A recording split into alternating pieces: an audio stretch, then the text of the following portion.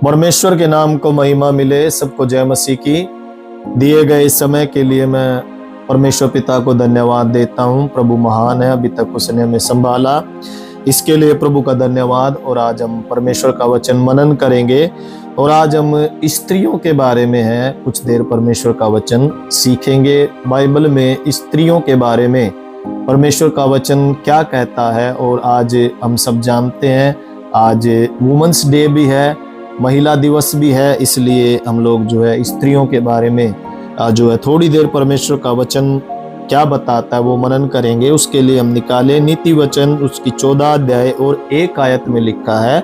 नीति वचन 14 अध्याय 1 हमें बताती है, हर बुद्धिमान स्त्री अपने घर को बनाती, परंतु मूढ़ स्त्री उसको अपने ही हाथों से ढा देती है।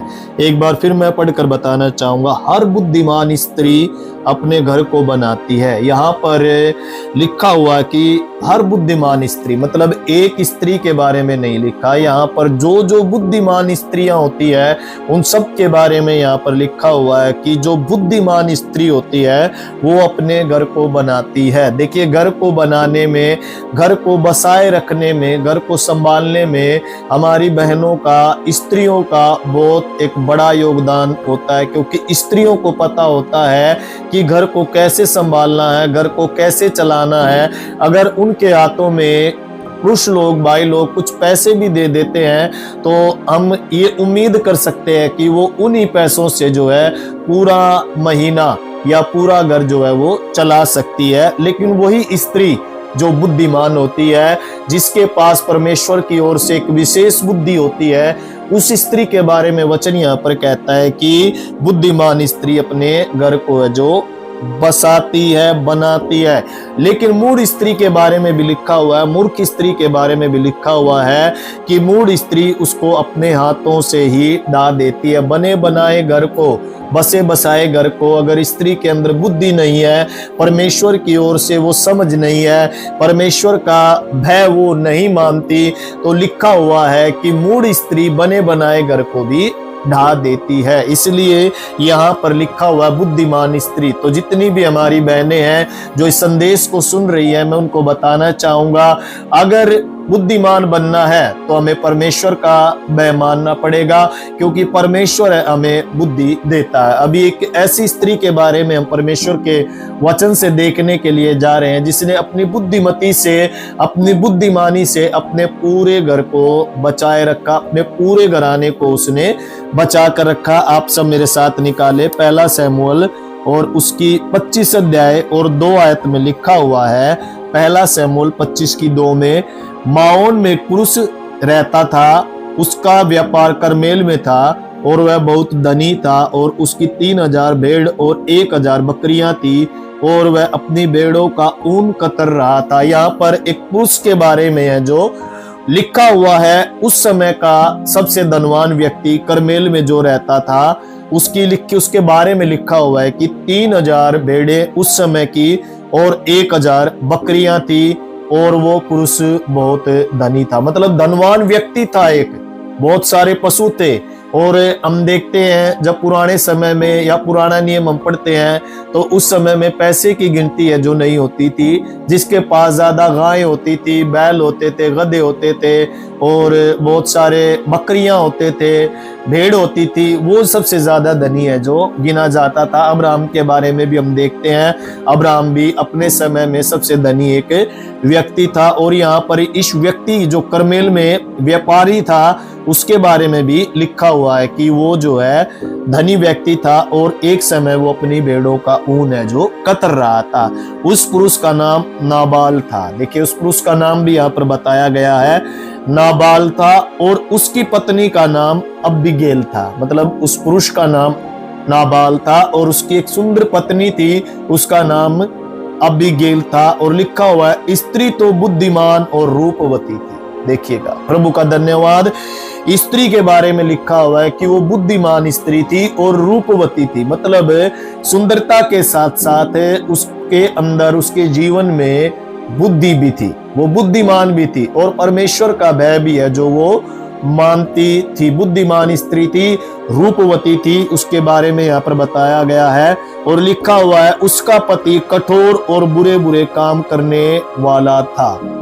उसका जो पति था वो एक कठोर पुरुष था और बुरे बुरे काम है जो करने वाला था। पिछले अध्याय में हमने नीति वचन में जो है पढ़ा कि बुद्धिमान स्त्री अपने घर को बसाती है और मूड उसको अपने हाथों से ढा देती है। यहाँ पर बुद्धिमान थी इसलिए आगे चलकर ये अपने घराने को बचाने के लिए इस्तेमाल है जो होगी। लिखा हुआ है जब दाऊद ने जंगल में समाचार पाया कि नाबाल अपनी भेड़ों का ऊन कतर रहा है, तब दाऊद ने 10 जवानों को वहां भेज दिया। और दाऊद ने उन जवानों से कहा, करमेल ने नाबाल के पास जाकर मेरी ओर से उसका कुशल क्षेम पूछो। मतलब दाऊद ने यहाँ पर अपने लिए कुछ हेल्प मांगी, कुछ सहायता मांगी।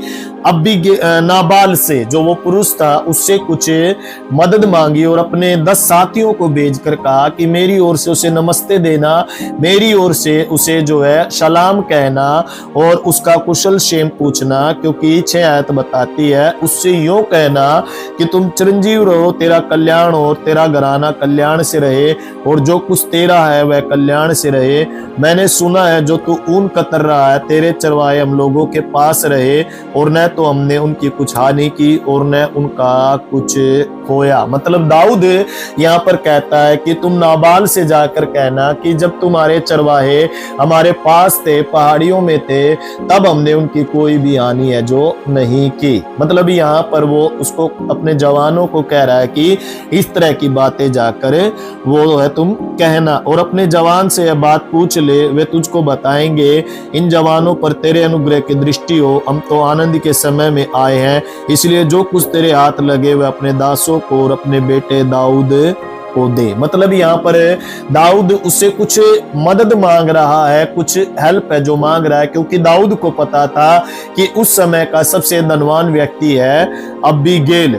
यहाँ पर अबीगेल का पति जो नाबाल इस यहाँ पर सबसे जो है एक धनवान व्यक्ति है। यही बातें उसने जाकर जो है उसके जवानों ने जाकर नाबाल को बताई और लिखा हुआ है 11 आयत हम 10 आयत हम पढ़ते हैं कि नाबाल ने दाऊद के जनों को उत्तर देकर उनसे कहा, दाऊद कौन है? देखिए वो इतना घमंडी व्यक्ति था, वो ये भी नहीं जानता था कि दाऊद कौन है, जबकि उस समय इजराइल का होने वाला राजा दाऊद था और कहता है कि मैं किसी दाऊद को नहीं जानता। वो अपने धन में, उसकी आंखों में इतनी चर्बी चढ़ी हुई थी, वो इतना घमंडी हो गया था कि उसने दाऊद को पहचानने से मना कर दिया और कहा दाऊद कौन है। यहां तक तो ठीक था। उसके बाद कहता है कि यिशै का पुत्र कौन है।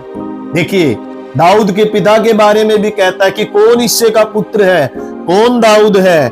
आजकल बहुत से दास अपने स्वामियों के पास से भाग जाते हैं। क्या बात है जो यहाँ पर एक वो व्यक्ति नाबाल है जो कह रहा है कि बहुत से मैंने व्यक्तियों को देखा है जो अपने दासों के यहाँ से भाग जाते हैं। मैं किसी दाऊद को नहीं जानता, मैं यिशै को नहीं जानता। क्यों? क्योंकि वो एक घमंडी पुरुष था, धन के नशे में वो इस समय चूर था। और आगे जब हम पढ़ते हैं तो वो मदिरा भी पीता था, मदिरा पान भी करता था। और उसने जो है वहां पर उसके दासों को, दाऊद के दासों को जो है वहां से भगा दिया। और लिखा हुआ है कि तब दाऊद के जवानों ने लौट कर अपना मार्ग लिया और लौट कर उसको ये सब बातें जो की तो हैं बता दी। मतलब जो वहां पर उस व्यक्ति ने कहा था वो सारी बातें दाऊद के सेवकों ने दाऊद को बता दी। दाऊद इस समय गुस्से में हुआ और दाऊद ने कहा अपनी अपनी तलवार बांध लो।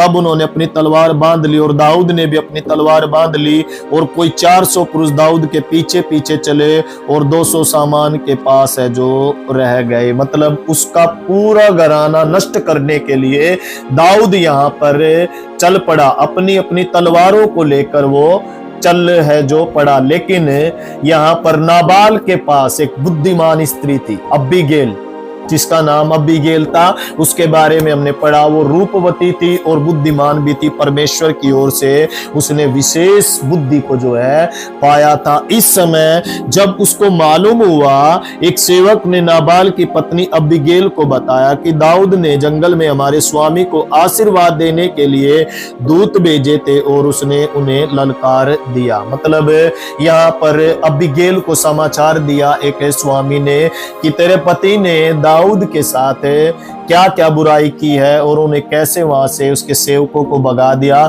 दाऊद तो आशीर्वाद देना चाहता था, लेकिन उसने जो है उन्हें वापस भगा दिया और ललकार दिया।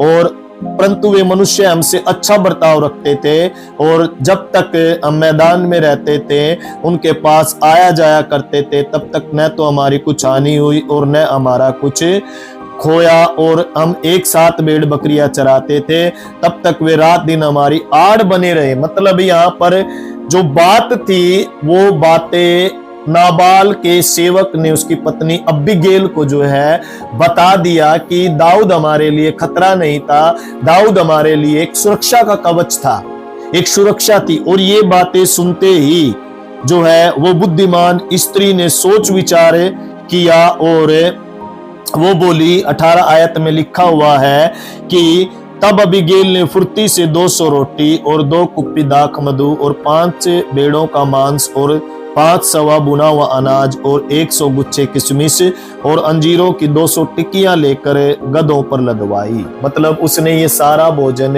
दाऊद को देने के लिए जो है वो चल पड़ी।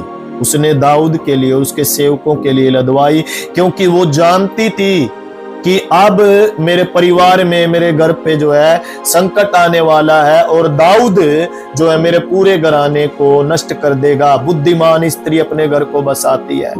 अगर ये भी अपने पति के जैसे होती तो ये बातें उसके मन में नहीं आती, ये काम है जो वो नहीं करती। लेकिन परमेश्वर की ओर से मैं बताना चाहूंगा, ये बुद्धिमान स्त्री थी और इसने अपने घर को बचाने के लिए ये सब कार्य किया। सारे सामग्री को लेकर गधे पर लदवा कर और अपने जवानों से कहा, तुम मेरे आगे आगे चलो, मैं तुम्हारे पीछे पीछे आती हूं। परंतु अपने अपने पति नाबाल से कुछ न कहा। ये जानती थी अगर मैं ऐसा ये अपने पति को बताऊंगी तो वो अवश्य मना करेगा, क्योंकि अपने पति के स्वभाव को ये जानती थी। इसलिए उससे कुछ नहीं कहा। अपने घर को, अपने घराने को बचाने के लिए ये अकेली चल पड़ी, अकेली चल पड़ी।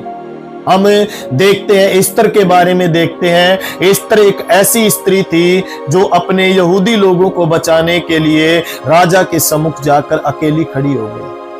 अबीगेल ने भी यही कार्य है जो किया, अपने घर को बचाने के लिए, अपने घराने को बचाने के लिए ये अकेली चल पड़ी। अपने पति को भी कुछ नहीं बताया, सिर्फ अपने कुछ चुनिंदा सेवकों को लेकर है ये वहां से चल पड़ी। और आगे लिखा हुआ है, वह गधे पर चढ़ी हुई पहाड़ की आड़ में उतर जाती थी और दाऊद अपने जनों समेत उसके सामने उतरा आता था और वह उनको मिली। अब इनका आमना सामना दाऊद के साथ हुआ, अबीगेल का और दाऊद का आमना सामना हुआ। दाऊद ने तो सोचा था, लिखा हुआ है कि दाऊद ने तो सोचा था, मैंने जो जंगल में उसके सब माल की ऐसी रक्षा की, उसका कुछ भी न खोया। यह निसंदेह व्यर्थ हुआ, क्योंकि उसने भलाई के बदले मुझसे बुराई की थी। इस समय दाऊद के मन में वो बातें चली हुई है कि मैंने तो भलाई की थी नाबाल के साथ, लेकिन उसने हमारे साथ बुराई है जो की। यदि सवेरे उजियाला होने तक उस जन के समस्त लोगों में से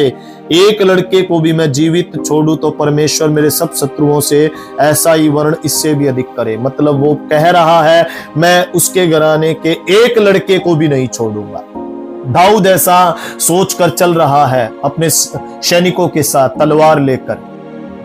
अगर यहां पर अबीगेल अपनी बुद्धि इस्तेमाल नहीं करती तो मैं ऐसा सोचता हूं उसके घराने में एक भी छोटा बच्चा भी जीवित है जो नहीं रहता। और लिखा है, दाऊद को देख अबीगेल फुर्ती करके गधे पर से उतरी और दाऊद के सम्मुख मुंह के बल भूमि पर गिरकर दंडवत किया। और उसके बाद हम पढ़ते, फिर वह उसके पांव में गिरकर कहने लगी, हे मेरे प्रभु, यह अपराध मेरे ही सिर पर हो, तेरी दासी तुझसे कुछ कहना चाहती है। मतलब एक प्रार्थना है वो दाऊद के सम्मुख करती है और कहती है, और तू अपनी दासी की बातों को सुन, मेरा प्रभु उस दुष्ट नाबाल पर चित्त न लगाए, क्योंकि जैसा उसका नाम है वैसा ही वह आप भी है, उसका नाम तो नाबाल है। उसने कहा कि जो जैसा मेरे पति का नाम है वैसा ही उसका स्वभाव है। नाबाल, बाल के पुजारी, हम जानते हैं कि बाल एक देवता था और यहाँ पर नाबाल, उसके नाम पर उसका नाम लिखा हुआ है। और कहते हैं कि जैसा उसका नाम है वैसा ही उसका स्वभाव भी है। उसमें तो सचमुच मूर्खता पाई जाती है, परंतु मुझ तेरी दासी ने अपने प्रभु के जवानों को जिन्हें तूने भेजा था न देखा। और अब हे मेरे प्रभु, यहोवा के जीवन की शपथ और तेरे जीवन की शपथ की, यहोवा ने जो कुछ तुझे खून से और अपने हाथ के द्वारा अपना बदला लेने से रोक रखा है, इसलिए अब तेरे शत्रु और मेरे प्रभु की हानि के चाहने वाले नाबाल ही के समान ठहरे। मतलब वो रोक रही है, वो कह रही है कि मेरे घराने के ऊपर कोई विपत्ति ना आए, मेरा पति तो मूर्ख है और जैसा उसका नाम है वैसा ही उसका स्वभाव है और वैसा ही वह बर्ताव है जो करती है। अपनी दासी का अपराध क्षमा कर। बुद्धिमान स्त्री अपने घर को बसाती है, अपने घराने के लिए प्रार्थना है जो करती है, परमेश्वर से अपने घराने के लिए प्रार्थना करती है और कहती है कि आप अपराधों को क्षमा कर, क्योंकि परमेश्वर निश्चय मेरे प्रभु का घर बसाएगा और स्थिर करेगा। इसलिए मेरा प्रभु यहोवा की ओर से लड़ता है और जन्म भर तुझ में कोई बुराई नहीं पाएगा। मतलब उसने ऐसी एक प्रार्थना की और इस प्रार्थना को सुनकर वो कहती है यहाँ पर, इसलिए अब यहोवा मेरे जीवन के लिए समस्त भलाई करेगा जो उसने तेरे विषय में यही कही है, और तुझे इजराइल पर प्रदान करके ठहराएगा। तब तुझे इस कारण पछताना न होगा या मेरे प्रभु का हृदय पीड़ित न होगा।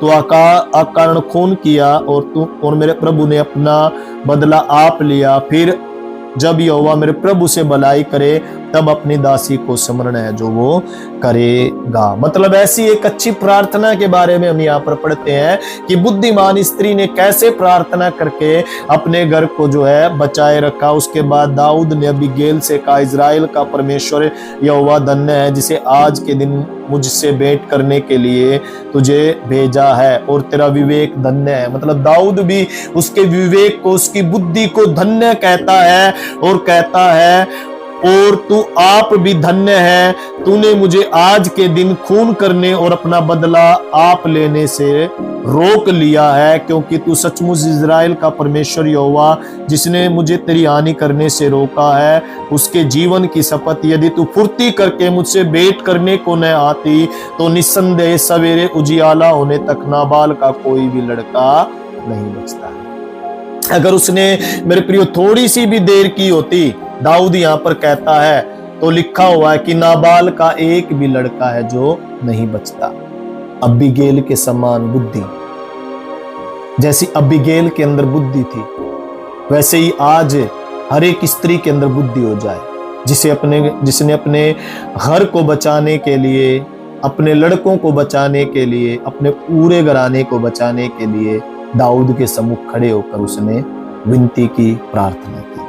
आज मैं हर एक उस बहन से, हर एक उस स्त्री से कहना चाहूंगा, अपने घराने के लिए, उसके बचाव के लिए परमेश्वर यहोवा के सम्मुख खड़े होकर प्रार्थना करें। बुद्धि परमेश्वर से मांगे, बुद्धि परमेश्वर को देगा, क्योंकि हमने नीति वचन में पढ़ा, बुद्धिमान स्त्री अपने घर को बसाती है और मूढ़ उसे अपने हाथों से ढा देती है। अगर मूढ़ता की बातें हैं तो उन मूढ़ता की बातों को आज दूर करे और बुद्धि परमेश्वर से मांगे।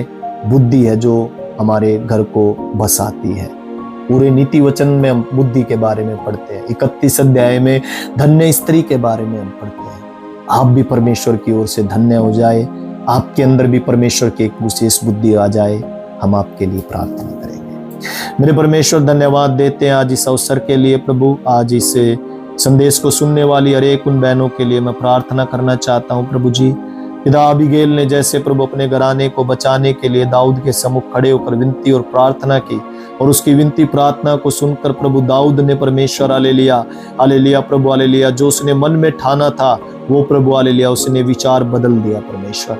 आज मैं प्रार्थना करता हूँ हर एक बहन प्रभु, हर एक स्त्री प्रभु तेरे सम्मुख खड़ी होकर प्रभु आमेन हालेलुया पिता परमेश्वर तुझसे प्रार्थना करे परमेश्वर अपने घराने के लिए, और अबीगैल के समान प्रभु हर एक के अंदर प्रभु हालेलुया बुद्धि आ जाए परमेश्वर, हर एक स्त्री बुद्धिमान हो जाए, उनका विवेक धन्य हो जाए, जैसे दाऊद ने प्रभु हालेलुया प्रेस लॉर्ड प्रभु हालेलुया अबीगैल से कहा तेरा धन्य विवेक है, तू धन्य है, परमेश्वर ने तुझे धन्य बनाया, वैसे ही प्रभु आमेन हालेलुया हर एक स्त्री धन्य हो जाए। धन्यवाद देते हैं, महिमा तुझे मिले, हर एक के घर में आशीष दे, यीशु मसीह के नाम में हम प्रार्थना मानते सुन और ग्रहण कर पिता, आमीन आमीन। यदि आप लोग भी प्रार्थना कराना चाहते हैं तो स्क्रीन के ऊपर एक नंबर दिया गया है, आप उस पर संपर्क करें, हम आपके लिए जरूर प्रार्थना करेंगे। गॉड ब्लेस यू, प्रभु आप सबको आशीष दे। जय मसीह की।